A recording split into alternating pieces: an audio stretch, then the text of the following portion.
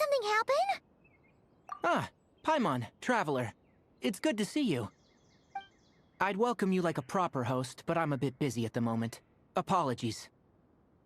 No need to look that worried. My observations indicate Miss Layla's condition has improved quite a bit. There's no danger to her mind. She's just fatigued and needs some rest. Excuse me for a moment while I blend some calming incense. I'll let you two explain the situation. All right.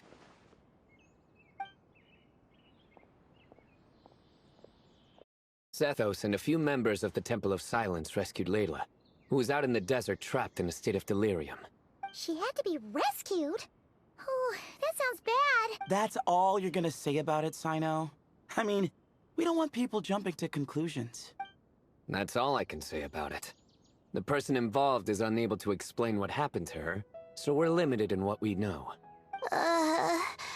Sorry. My head... still dizzy. The moons...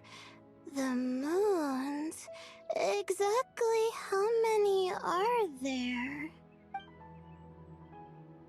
She's been repeating that phrase over and over again, but she can't seem to remember what happened to her. We tried a few things back at the Temple of Silence, but we couldn't recover her memories. Her symptoms are kind of similar to researchers in the Satyavada life state. So we brought her to Tighnari to see if our veteran forest watcher had any other ideas. Tighnari is pretty much our last option, so let's hope he can help. Well, the good news is, even if restoring her memory is a no-go, we can help with the headache at least. Jer was in a similar state when we found him, delirious and mumbling to himself, but he's more or less back to normal now. Sorry, I should give you some context first, huh? We should let Miss Layla get some rest. Come with me, you two, and I'll introduce you to the other victim of this incident. Good idea. I'll wait for Tighnari here and keep an eye on our patient. All right then, this way.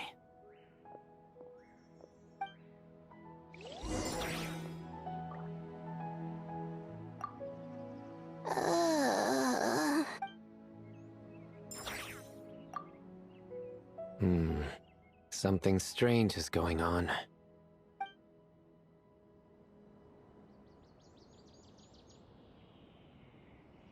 Surely that little girl must be leaving soon.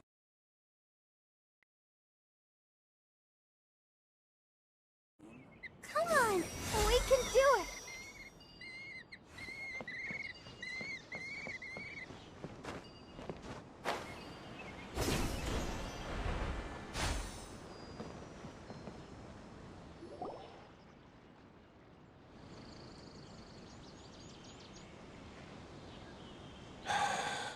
Who did the Ajalenok not offend?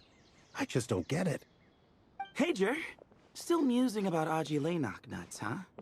Want me to have Cyno come over and tell some jokes? Might help distract you. No. No need. I'm done. Oh dear. Another master of puns. One of Cyno's card buddies, actually. I think I might just take that as my cue to head back to the desert. Hold on. So, what's the deal with the Agilenok nuts? Other than the bad Cyno jokes. We'll get to that. But first, introductions are in order. This is Jer, a member of the Temple of Silence. And you remember the Traveler, right, Jer? Of course. I'd never forget a participant in the Rite of Duels or the hero who saved Sumeru. Awesome. Could you go over what happened to you one more time, Jer? Our valiant hero is gonna help us get to the bottom of this.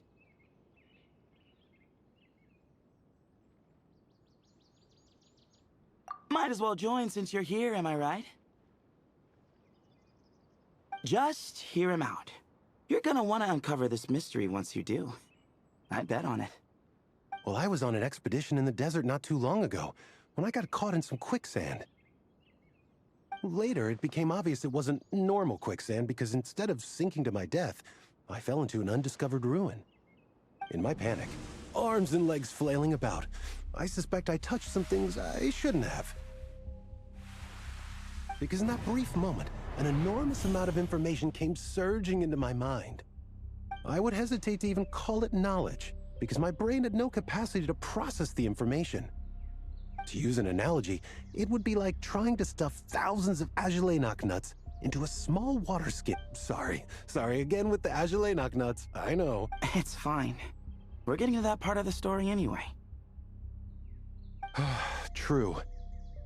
Well, just as I was on the verge of madness, a single phrase broke through the storm of thoughts in my head. It was a man's voice saying, "Don't eat Agelenok nuts." What? I know it's hard to believe, but that's what happened. I was saved by the phrase, "Don't eat Agelenok nuts." I'm not sure. I'm not even certain it was a man's voice. It's hard to remember now that I've been repeating it so much myself. Anyway, the good news is I no longer feel like my head is going to explode. Of course, the bad news is that phrase has been stuck in my head for the past few days. Wow.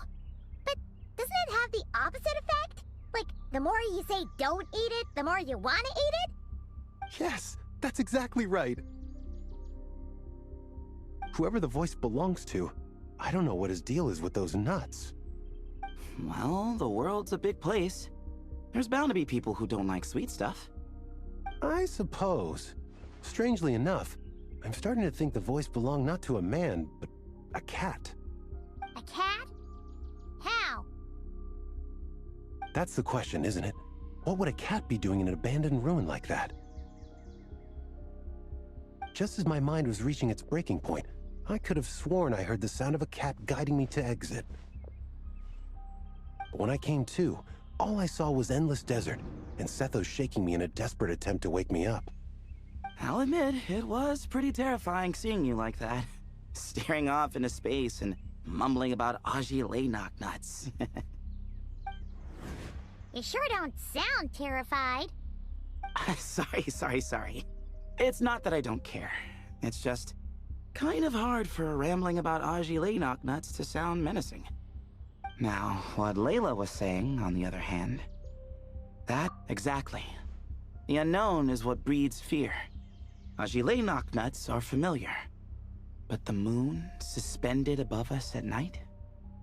That's about as foreign as it gets. Well, we don't know that for sure. There could be a whole other world inside an Agelenok nut, with a moon of its own. Huh. I guess. Agelenok nuts are not to be underestimated. Right, yeah, of course. Won't catch me disparaging the mighty Agelenok nut. No, sir. Huh. So, a similar thing happened to Layla then? Yeah, I think so. I was in a hurry to rescue Jur, so I put a marker on the incident site so we could go back and investigate. When his condition stabilized, we doubled back around to check and... Exactly. Multiple victims with the same symptoms at the same location. It wasn't hard to conclude that something... warning sign at the scene, and send patrols to watch the area. Speaking of, Sino, Tighnari, and I are going to head back there and investigate once Layla is stable. So as per usual, you're here just in time. That's for sure. But there's another reason I want Sino and Tighnari involved in this. Because the story doesn't end there. Right, Jer? Oh, yes. Where was I? Right. Yes. The cat. As I followed the cat noises, the voice said something